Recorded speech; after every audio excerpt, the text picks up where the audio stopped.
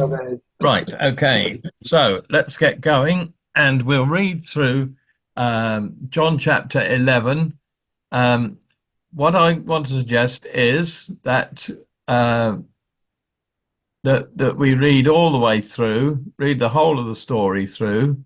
So if somebody like to start off and read, uh, let's say something like 6 or 7 verses or something like that, and then somebody else carry on and somebody else carry on reading a few verses each until we've gone through all the way through to verse, I think it's 44.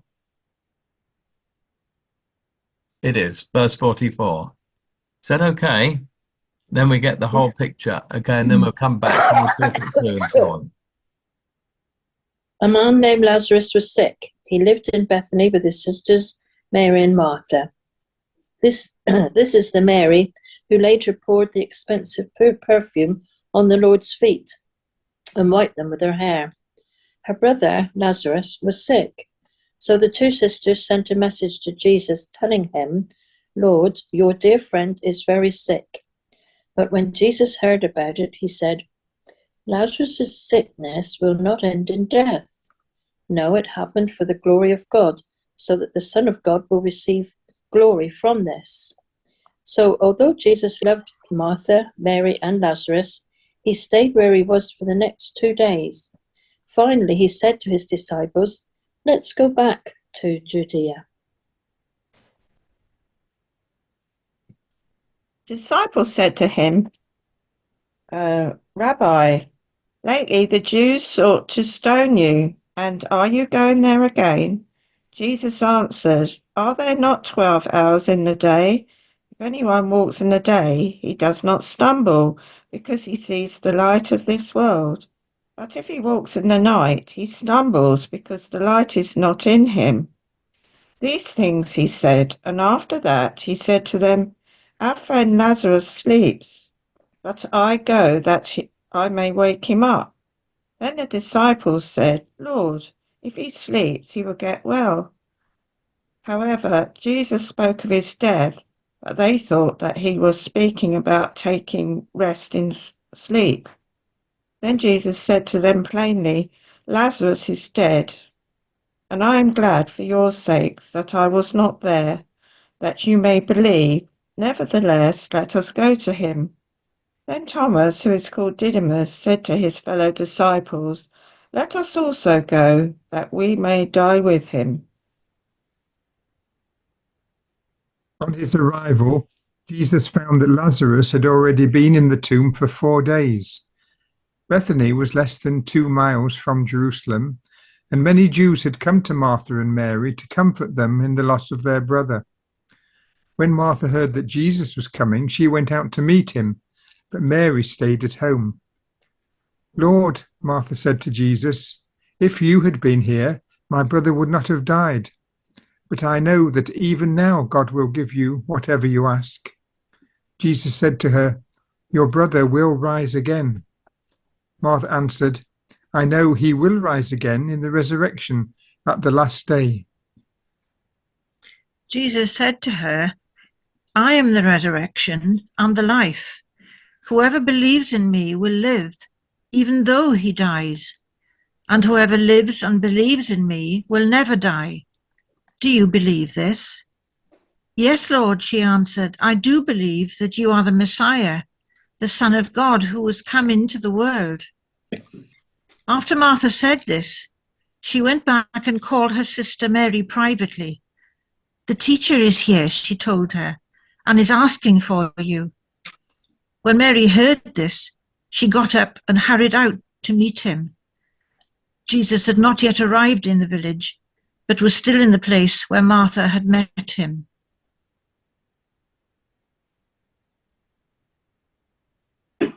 When the Jews who had been with Mary in the house comforted her, noticed how quickly she got up and went out, they followed her, supposing she was going to the tomb to mourn there.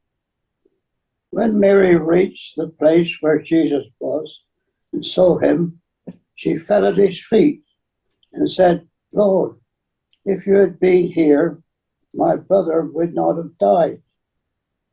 When Jesus saw her weeping, and the Jews who had come along with her also wept, he was deeply moved in the spirit and troubled. Where have you laid him? He asked. Come and see, Lord, they replied. And Jesus wept. Then the Jews said, see how he loved him. But some of them said, could not he who opened the eyes of the blind have kept this man from dying?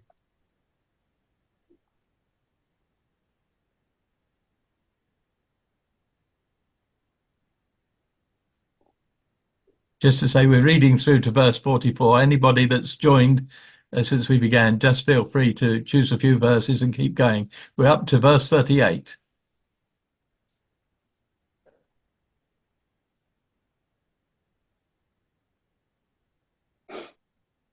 Then Jesus, again groaning in himself, came to the tomb. It was a cave, and a stone lay against it. Jesus said, take away the stone. Martha, the sister of him who was dead, said to him, Lord, by this time there is a stench, for he has been dead 4 days. Jesus said to her, did I not say to you that if you would believe, you would see the glory of God? Then they took the stone away from the place where the dead man was laying. And Jesus lifted up his eyes and said, Father, I thank you that you have heard me. And I know that you always hear me. But because of the people who are standing by, I said this, that they may believe that you sent me. Now, when he had said these things, he cried with a loud voice, Lazarus, come forth. And he who had died came out, bound head and foot with grave clothes, and his face was wrapped with a cloth. And Jesus said to them, loose him and let him go. Thank you. Well, welcome to those who've joined us a little bit late. It's my fault for not sending out the link. I've been and in then 3 sending out the times. link that was incorrect, but we're wanting to press on. Okay, Where are so you, we're though? in John chapter 11, if you haven't got it ready. Yeah, And we're going to have an opportunity for everybody to share something of that stands out to them in this story. It's ever such a well-known story, the raising of Lazarus. It's the last of the 7 great signs that John picks out, and he always says this is a sign. So it's a sign of his being a Messiah, and it's the greatest. Each of the signs shows his mastery over a different aspect. So this one is over death, and that's the theme.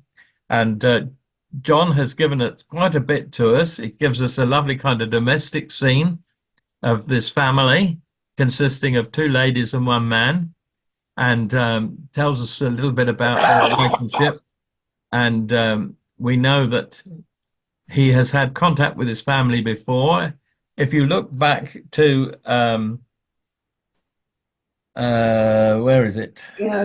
Luke chapter 10, verse 38. I think that's where it is. It tells us about the first time that Jesus went into the home, and he went in as a guest of Martha. So it was Martha who invited him in. I've got a kind of a theory, which I started sharing with you last week, about Mary. And if I'm right about Mary being the sinner who met with Jesus when he was in Galilee, and she was a prostitute, as people surmise, then it may be that the converted Mary came home, told a sister, a big sister, all about it, and that's why Martha invited Jesus to stay in their home, and then set about preparing a meal for him. So so that we've got this little bit background. There's only one other reference to the family, and that's in Mark chapter 11, verse 11. So you can look those up if you wish. It's not necessary. But what I did say in my communication earlier in the day was that we would give an opportunity for each person to say, if there's a favorite verse or something that stands out, particularly and is special to you? Anything you want to say about this, so that we all get an opportunity to contribute this evening? So a little bit different from normal, and an opportunity to everybody to say something. And as I sit here looking at you all, I'm very conscious that there are some of you that are very confident and will speak, and others a bit more diffident. But I hope that you will feel that you can say something. And if somebody's pinched your verse, you can still say it, okay? So don't mind if somebody's pinched your verse. And it's going to be in no particular order, because I shall go from my screen. So if everybody stays okay, that'll be fine. But I need to ask David whether he wants to go first, because he's been having a meal, and he's in his new environment and doesn't have such a good signal, I think, there. So, David, do you want to go first? Yes, yeah. Oh, so many.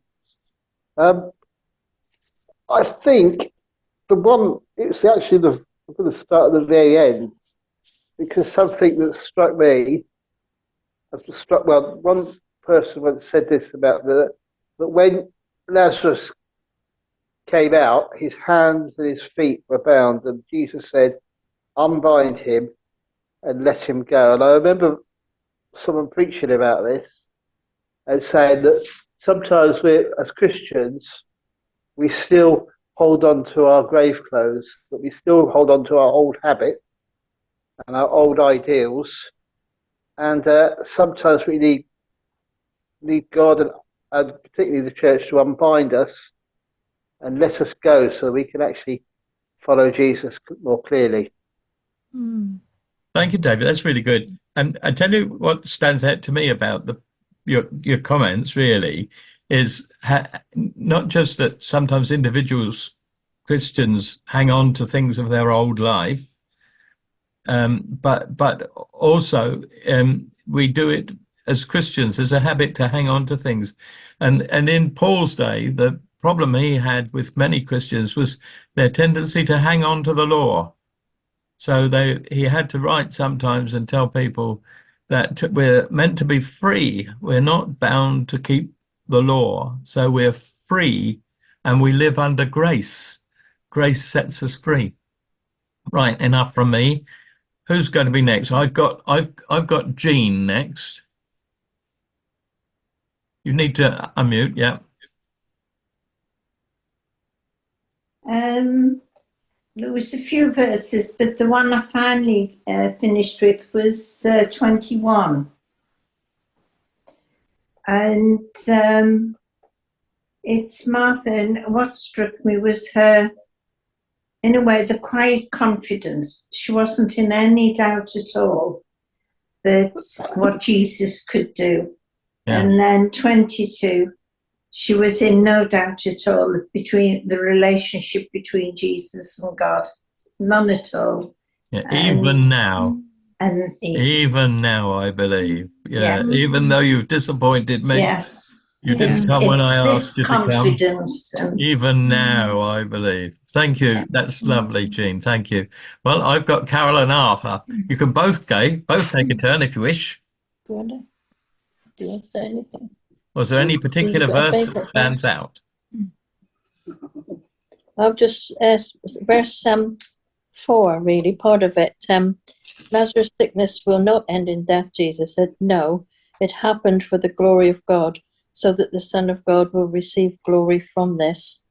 Even though it was a very sad situation, still Jesus could bring glory to God through it. Yes. And onward blessings come, even though it seems impossible. Yeah. Arthur, do you want to add anything? Well, mine is quite a short verse. It's Jesus wept. Oh, it lovely. must have been surprising for the other people to see that he sympathized with the death of Lazarus, you know. And of course, he was the one who gave life. And through him, we come to know our sins are forgiven. Death is a sinful the thing, the last thing, isn't it? Death. But he was on there to alleviate us from death. So we praise the Lord for his goodness. Amen. Amen. Right, well, we come to the Chambers family. So either John or Dorothy, who's going to go first? Ladies first. Oh, okay. Yeah, it's since the time I was a small child, I was very argumentative in the family. Can't believe that. But outside the family, I found it difficult to argue when I was required to. So when I went to university, I was sort of overwhelmed by this situation where we were in seminars and expected to express our opinion and so on, particularly as, you know, a lot of other people had come from quite posh backgrounds and their fathers were professors and all this kind of thing. And so it struck me that I had this sort of dual personality. So as soon as I felt confident, like with my father, I used to argue a lot. And so we had quite a dynamic relationship, I'll say. And I continued that relationship with God. And so from time to time, I have to check with him whether I've overstepped the mark, really. And so I identify with Mary, because in a way we are surprised at Mary, aren't we? Because she has been portrayed as this very tender, emotionally capable woman who expresses her passion openly. And yet out she comes and says, if you had been here, my brother wouldn't have died. And leaves it at that. She doesn't express faith. She doesn't go out to meet him like Martha has. She's just so devastated by his absence that she confronts him with her disappointment. And so I identify with her. And yet he doesn't say, right, because of your unbelief and because of your argumentative nature, I'm not doing anything miraculous for you. So I find that encouraging, because I think, God has patience with my argumentative side. Thank you, Dot. That's lovely. Okay, John. Right. Hello. Yeah. Verse Verse 6 always shakes me. He said, yet when he heard that Lazarus was sick, he stayed where he was 2 more days. And that actually comes as quite a shock, doesn't it? And it shows it in a way that, well, we often expect God to answer us really quickly. But God knows that the best. He knew the best time. Yeah. He knew that he could wait, and something even better was going to happen because he did wait. So, we can't always understand God's ways and why he doesn't answer us at once. But I think that there's quite a lot in that verse when you think about it, really. Thank you, John, for that. Just for the information for everybody, the distance between where Jesus was and where Bethany is about a good day's walk. It's about 20 miles. It would take them about a day, really, to walk it. And so there's time to set out and time to arrive and so on. So it's normally considered 2 days' journey. But he stayed 2 days before he made a start. Right. Now I'm going to go to Marie. Well, there's quite a lot in it, really, but you can only choose one. Right. Well, I like the one where he talks about him being sick. In verse 12, where he's asleep, and then he tells the disciples after. They said, "Oh, it'll be all right if he's asleep then," but then he tells them that he's dead. And he knew all the way through that Lazarus were going to die before he died. And it's all for the glory of God. And the disciples must have thought after, well, he knew he was dead, so there must be something different about this man. Like in little areas like that. So they could see that Jesus were different all the way through. And yeah, and the other one were when he said, I am the resurrection and the life. Yeah. That's one of the ones what you mentioned. Yes. About the 7 I ams. That's right. Similar. Yeah. That's right.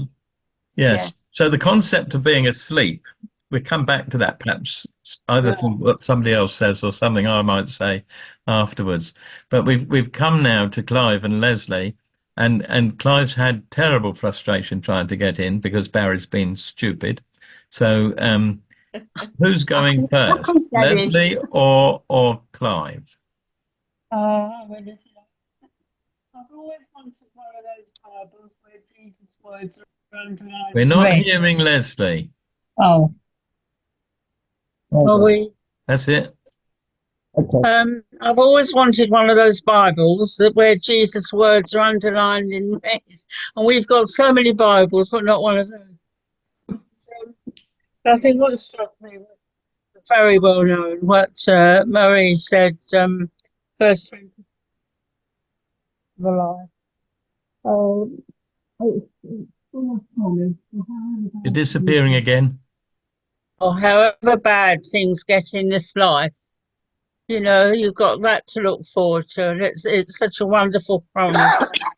And I'm sure it will happen to everybody on this on this net. So thank you for being with us. Yeah, looking forward to it. Okay. Clive, what do you want to add? Have you got a favourite bit in the story? I just think it's already been spoken about several times, but the bit where she says, if you had been here, my brother wouldn't have died. Not maybe if you had been here, my brother wouldn't have died. It's a pure statement of faith. Absolutely. If you had been here, he wouldn't have died. You know, I think that's so positive. It's been with me all. Read it last week, actually. It's a lovely verse, I think, and I've never seen it before, but it read it last week. I think what the story does, it gives us wonderful insight. This is the sort of thing you expect Luke to do, gives you the human image, but this you do kind of feel you can identify with the members of this family. Fiona is up next.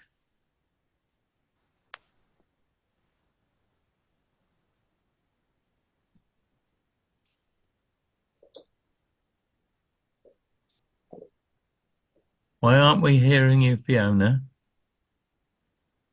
You're not muted.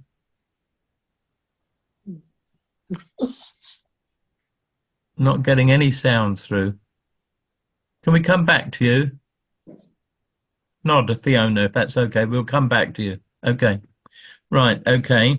Well, we're going to leave Chrissy to last, not for any reason other than she's on the bottom row. So we now come to Maureen and Ambrose. I was going to say about Jesus wept first. Right. Really jumps out to me because it proves that although Jesus was God, he was human as well, and he experienced the things that we go through. And I think that he can identify with us. Thank you. I want to ask, don't let the man next to you answer, but do you know of another occasion in the life of Jesus when he wept? There were 2 occasions. When was the other occasion? Oh, goodness. Do you need time to think? I can't think off the top of my head. Sorry. Okay. I should do, shouldn't I? But I can't think. Whoever chose Jesus wept before, the same questions to you. When was the other time that Jesus wept? But you tell us after we've all had input. We're up to Ambrose and then Chrissy. We're coming to you afterwards. When was the other time that Jesus wept? Is it me? Yeah. All right. Okay. Okay, Ambrose. Was it? Oh, okay. Now, wait. Let Ambrose do his bit first. Oh, yeah, thank you. Right. When it comes to the terminology falling asleep, you may have been thinking about when Stephen the martyr fell asleep in chapter 7 of Acts, using that language for dying. But what I was looking at was verses 8 9 and 10. And it's not quite, it's partly a question, Barry, okay? The disciples said to Jesus, Rabbi, lately the Jews sought to stone you. Now you're going there again. Jesus answered, Are there not 12 hours in the day? If anyone walks in the day, he does not stumble because he sees the lights of this world. If one walks in the night, he stumbles because the light is not in him. And there are two or three things there, including something I don't fully understand. But first of all, it's good to see that the disciples wanted to protect the Lord. They were worried about him. And I think that was a very positive thing. Jesus said that in normal natural light, you won't stumble. But if it's night, you can stumble. And then I was thinking maybe there's a spiritual application to light and darkness. But I just thought it was quite a fascinating reply to the question, are you going there again? And he talks about walking in the light. So can you add any more or later on maybe add something? Well, we'll open it up for discussion a little bit later on and see. Okay. Thank you. There are verses in the epistles which talk about walking in the light. Well, Fiona, are you back with us? Let's see. Am I back? Hooray. Yay! Okay, so my favorite verse in this story is verse 38. Jesus was still angry as he arrived at the tomb, a cave with a stone rolled across its entrance. And it's the fact that Jesus was angry. And we're so often as Christians told, you shouldn't be angry, you should be good, you should only have the positive emotions in life. But actually, if Jesus can be angry, then there are times when we can be angry, as long as our anger is good, rather than hurtful. It's really interesting. What version of the Bible are you reading? The New Living Translation. Okay, just to say, the NIV says deeply moved, doesn't say angry. Yeah. But it's interesting. If we have time, I'll go back and look up what it actually does say in the Greek, unless somebody else got Greek New Testament wants to chip that in. But that's interesting. I think the whole issue of being open with emotion is something that comes out of the passage, and it's fine. So thank you for your comment. That's really helpful. And last but by no means least, we come to Chrissy.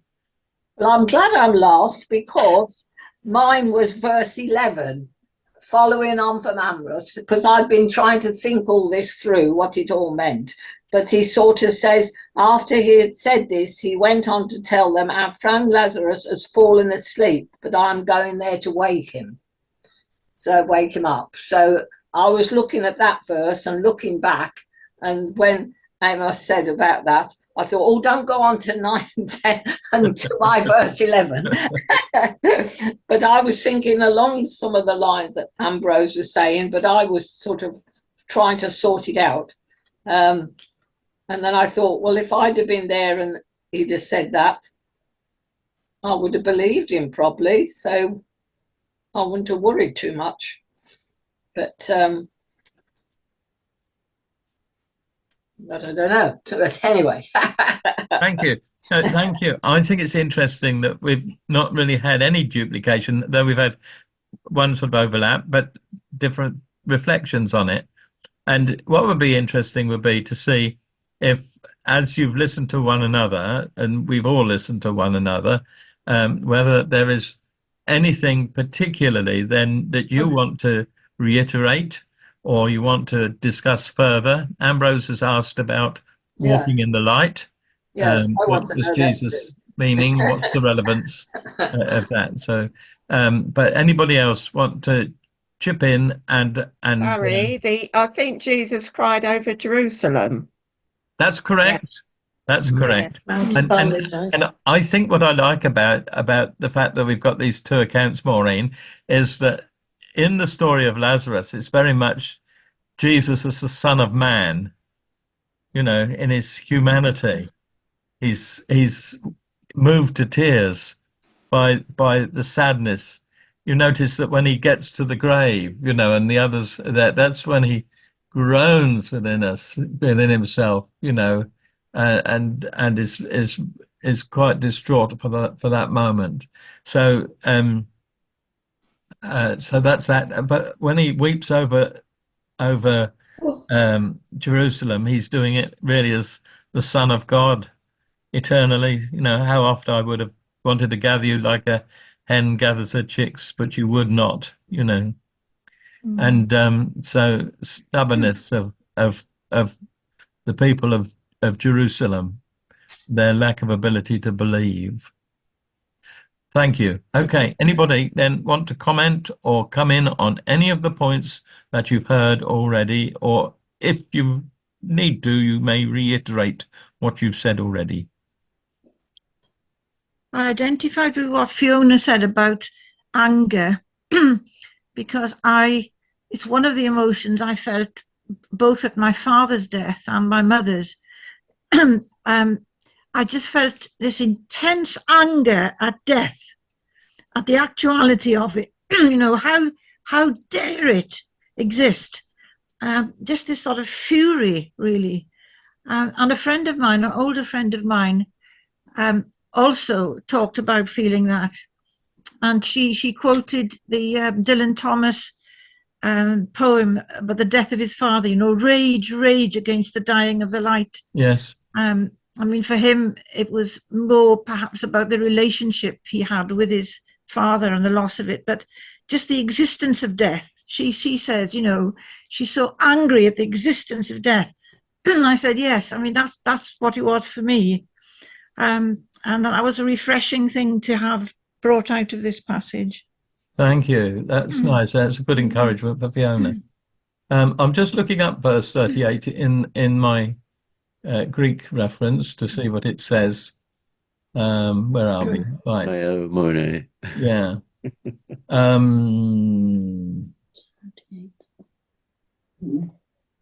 The translation that it puts in for it is to be greatly agitated, to charge or forbid sternly or vehemently, to express indignation. So it wasn't that he was saddened, it was he felt some sort of anger or indignation in the situation.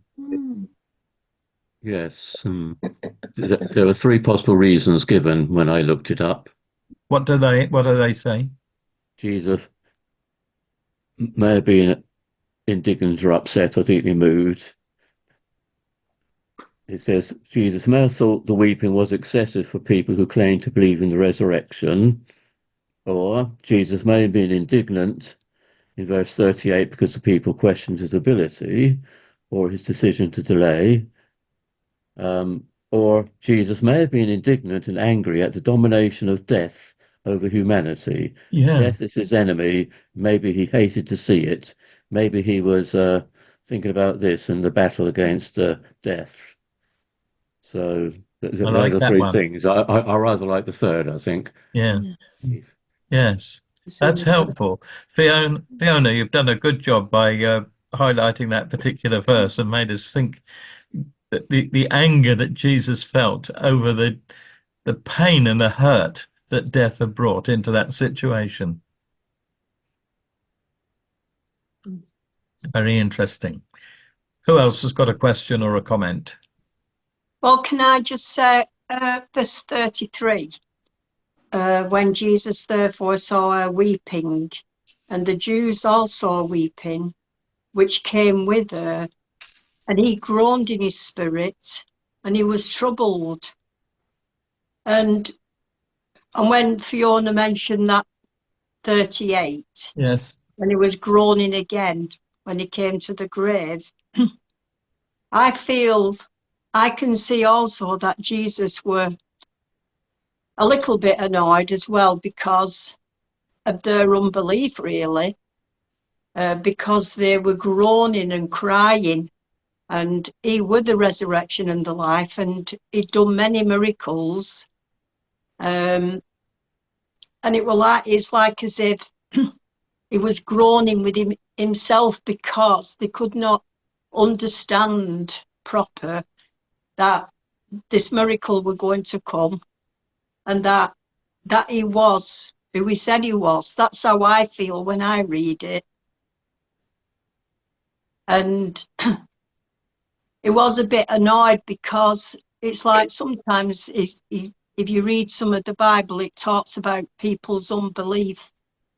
And even though they see many signs and wonders, they still have this unbelief. Yeah. Yeah, it must be very, in human terms, very frustrating to God, our foolishness and stubbornness to believe. It is the same Greek word, so it's the same sense of the reaction of Jesus isn't emotional sadness. It's not sorrow. It is a feeling of agitation. Yeah. And he responds vehemently, expressing indignation. I think I'm going to say something that's a bit controversial. I'm sorry. I think Jesus often feels that way these days about the church and about the world. Why don't you trust me that to do things about it? Don't you? Why are you not doing what I've asked you to do, caring? Why are you so sort of your church is so observed. I won't use the word I'm not forgetting about that word, but you know what I mean. Our apathy. Yeah, sort of just absorbed in its own things. When there's a world out there that needs salvation, where there are people who are suffering, and the Yes. church seems to do nothing. Yeah. Yes. And I think, to me, that's the explanation. I think that when he wept, and when he approached the tomb, it was just the whole sadness that people couldn't trust him and go forward with faith. Thank you, David. There's kind of a mixture of emotions, isn't there? There is the fact that Jesus wept, but also which made them say, "See how much he loved him." But at the same time, Fiona has introduced us to this concept of Jesus responding quite indignantly and with censure over the situation. Very, very interesting. Kind of puts it the whole story in a different light. Who do you feel he was indignant at? Say again, David. Who do you feel he was indignant at? It's the dominance of death, is what I understand it to be. That death is oppressing these people, and Jesus has come to bring life. Yeah. Okay. So he's taking on his great enemy. Mm. Very interesting. It just gives a slightly different light on the whole thing. Do you want to come back, Fiona? Yeah, it's also not just at the whole situation, but I think at the people around as well, not necessarily Mary and Martha. But in the verse 37, it's people are saying, this man healed a blind man, couldn't he kept Lazarus from dying? It's people saying, isn't he that good anymore? And having kind of, I wouldn't say doubts, but kind of jeering at him a bit. Yes, I think you're right. I think that is. I mean, we can always read things differently, you know. So their comment about couldn't he have done something about it? I mean, the fact was he had stayed still for 2 days and hadn't moved. Now, you know, if you knew somebody was desperately ill, you'd pack up and go quickly, wouldn't you? My brother had to go into hospital recently. Next day I was down there. It's the natural thing to do. So you would expect Jesus to come, or even if he knew that Martha and Mary were going to feel their loss, they were going to be bereaved, surely he ought to have come, you know. So we get a picture of Jesus behaving somewhat unnaturally by delaying. But it was a correct thing to do because it was his decision as Son of God and Son of Man. And it says in verse 4 that it was for the glory of God that this was allowed to happen. Yeah, it's interesting, isn't it? There were 3 occasions in which Jesus raised the dead. So the centurion's, was it centurion's servant? Can't remember. But there was one who had only just died and perhaps was still warm. Then there was the widow of Nain's son, who was being taken to be buried and was therefore already cold. And then there's Lazarus, who had been in the tomb for 4 days. And as Martha points out, by now he'll stink. He was putrefying. And then there was Jairus' daughter. Jairus' Oh, daughter. Jairus' daughter. Thank you. What I'd always thought that Mary, Martha, and Lazarus were personal friends of Jesus, and whether or not it's just a thing about the language, but Jesus calls him our friend Lazarus, which seems as if, you know, the whole of the disciples were also included in the friendship. Yeah. I'd not noticed that before. No, it's intriguing. I think, and I have absolutely no evidence of this, that's where Jesus' disciples stayed when they went down for the festivals at Jerusalem. Yeah, there's these two other references, the one in Luke 38 and one in Mark 11, where Jesus has contact with the family. So, but the first one was when Martha invited him into the home. That's when she gets so busy doing everything, trying to be a good hostess and provide a range of different kinds of things. When Jesus says, "You're busy about many things," it sort of implies that perhaps she was putting too many dishes on the table and looking for something else that would make it nice, you know. And he says, "You're busy with doing too many things. There's only one thing that's needed. There's only one course that is needed." And Mary has chosen the better part, and it's not going to be taken away from her. So it's very interesting. If you missed last week when we were discussing it, the kind of background story that is sometimes used for this, which we don't have Bible evidence for, but there are clues. There are clues because Mary Magdalene is not mentioned till the last few chapters of John. Mary Magdalene never appears at the same time as Mary of Bethany. The two, if they're separate, aren't mentioned. So maybe they are one and the same. And the thought is because Jesus meets with this woman who was a sinner, and he does it in an area that was known to be a resort for Roman officers at having some days off. Prostitution was very common in those days. And it might have been that Mary, having come from a nice home, was keen about being independent and away from her older sister's dominance. So she'd gone off and fallen into sin and become a high-class prostitute, like, was it Mary? I've forgotten her name. We had somebody in the English fairly recent history who was Christine Keeler. So she may have saved up her earnings and invested them in 2 expensive pots of ointment in alabaster pots, and on 2 separate occasions she broke them and poured them over the feet of Jesus, one in her initial meeting with Jesus and one later on just before his death. So that's the thought. It could be, we don't know, but it could be. Don't know. Right. Other comments, other questions? I'll just say, like Ambrose, I am rather puzzled by verses 9 and 10, how we interpret them. Me too. Good. Right. Well, I've got my Greek Bible open. If I close that, I can open up a commentary and see if there's anything interesting coming out of the commentary. Let's just have a look and see. I go to study Bibles.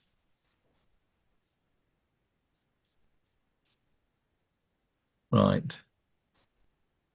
Let's see if this has got. What verse is it? What verse is it then, John? 9 and 10. 9 Yeah. and 10. It was the answer to verse 8. That's the thing. Yeah.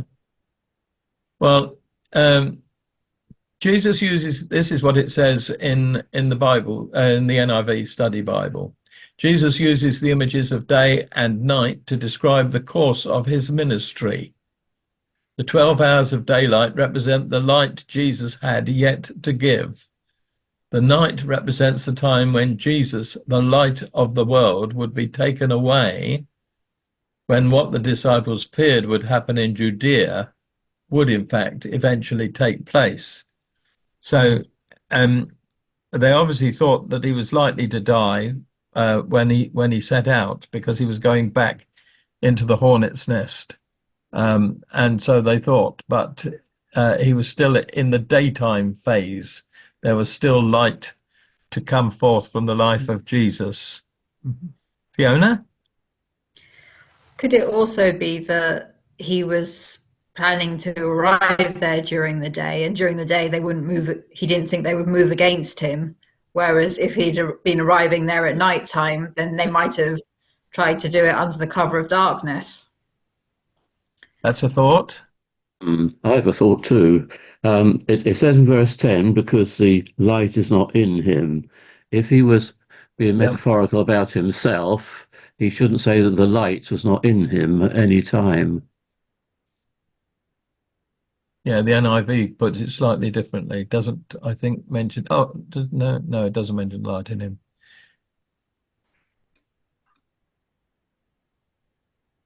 What I'm saying I mean, is I have a slight problem with the NIV explanation. Yeah, I mean, it's like a colloquial saying, isn't it, that he's quoting? Are there not 12 hours of daylight? Anyone who walks in daytime will not stumble. So it is about walking in the light, walking openly, being open and transparent, that sort of thought. And of course, Jesus was the light of the world, and he was bringing light into darkness in this situation. The other verse that strikes me as rather odd is Thomas's comment, "Let us also go that we may die with him." Yeah. That's one of my favorite verses in the passage. Really? The love and the commitment. You know, Thomas is easily written off, but John refers to Thomas quite a few times, and always significantly. It's a good little Bible study if you want to, if you've got a concordance or whatever, and you can look up the number of times Thomas gets mentioned, and why it is that he stands out to John. Why does John, particularly in giving his account of the life of Jesus, why does he notice Thomas? And of course, he notices Thomas particularly over the issue of the doubt that he had. I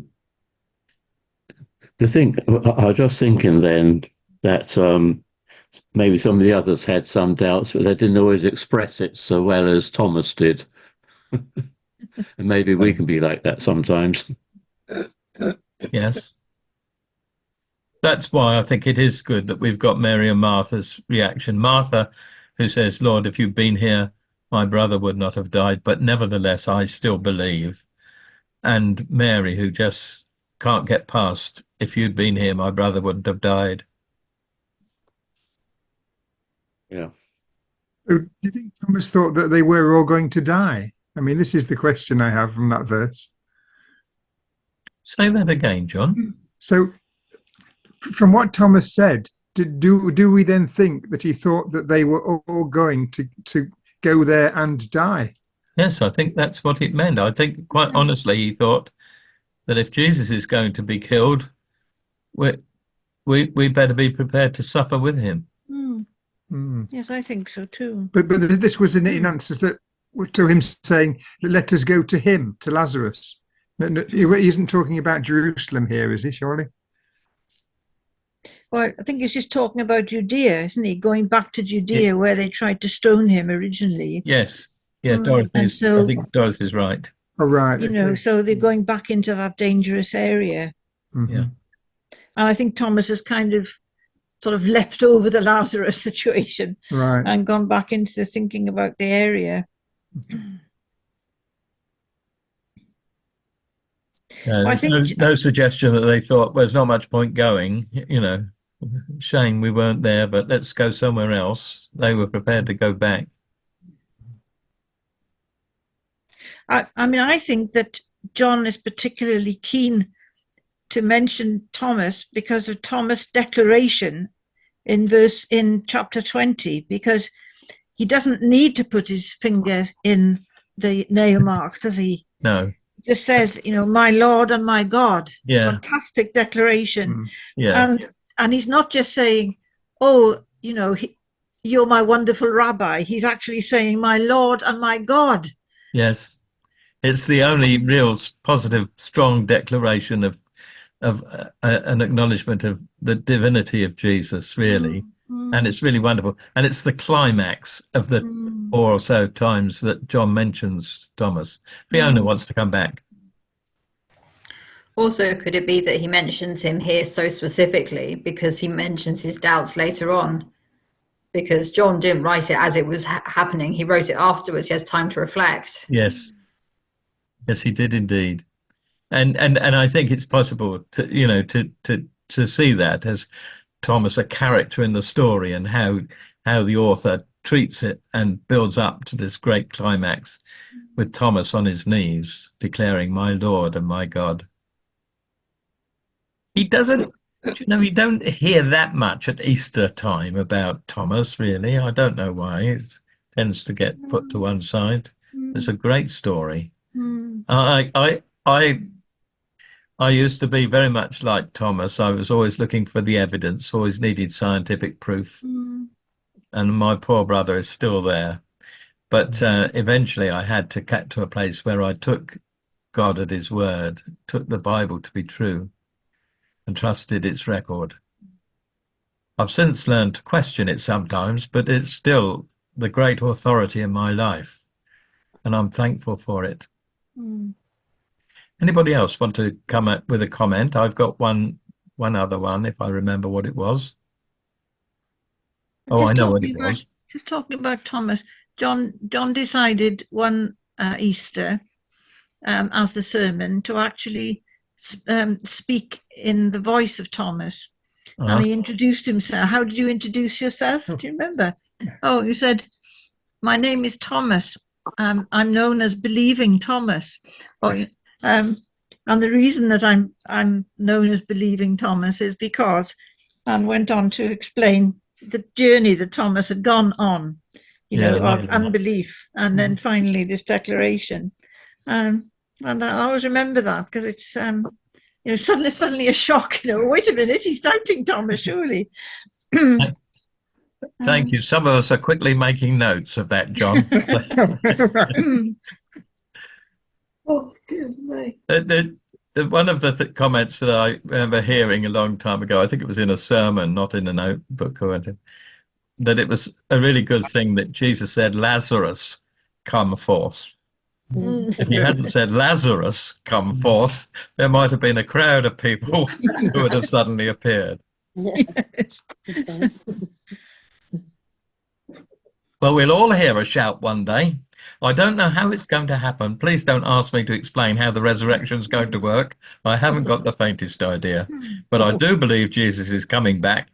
And I do believe that there is some amazing things going to happen. And I'm looking forward to it. Any final comments or questions? Did we comment on 41 and 42 about Jesus saying, Father, I thank you? No, we didn't. Nobody has mentioned that particularly. That to me seemed, it seemed to give a purpose. Yeah. Because Jesus always had a purpose, didn't he? It's very, very, very interesting. I know that you always hear me, but I said this for the benefit of the people standing here. I read into that he wanted to give the glory to his Father. Didn't just want to do it, call Lazarus out and for that to happen, but he prayed about it and he thanked God that his Father, that he always heard him And this is his preamble to saying in a loud voice, Lazarus, come out. The last part of 42, where it says that they may believe that you sent me, he was really also seeking authentication in a sense. Yes. I probably didn't state that very well, but some of that comes through in my thinking. Yeah, I think, Ambrose, there's appreciate- quite a few times when the issue of their belief that he was sent by the Father comes out. Maybe it does in John's Gospel particularly. Believing. I know in previous chapters we've looked at it a couple of times. It's mentioned about Jesus asking people to believe that he was sent by the Father. In the discussion, you remember, about how he knew Abraham, it comes out in that. So that'll be chapter 9. I think Jesus always gave his Father the preeminence. Another word. Yeah, but I think he didn't put himself down. He knew he was the Son of the Father, but he always says that I'm here to do the Father's will, not my will. He's pointing, isn't he, at everything, giving the glory to his Father. Yeah. Yes. Yeah. Mm. The words I say unto you are the words of my Father. Right. Last opportunity. Any final comments, questions? Well, it's been a useful conversation around a very well-known passage. In sharing our favourite bits of it, we have had quite a mix of ideas and reflections, which I've personally found very helpful. I think that we've done a helpful exposition of the passage. Just to say that where does it go from here? Well, it ends up with some people believing, but others being more determined to get rid of him, to kill him off.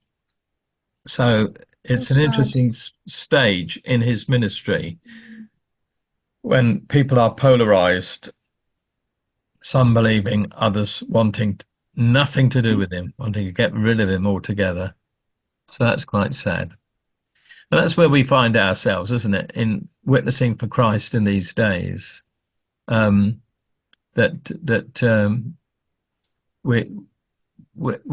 caught between a real negative unbelief and otherwise some just poor apathy really over spiritual matters. But it's very, very sad. Right, next week, God willing, we will read on to the end of the chapter and perhaps go into chapter 12, where we find Mary, Martha, and Lazarus having a meal with Jesus. So a little bit more about the family coming up.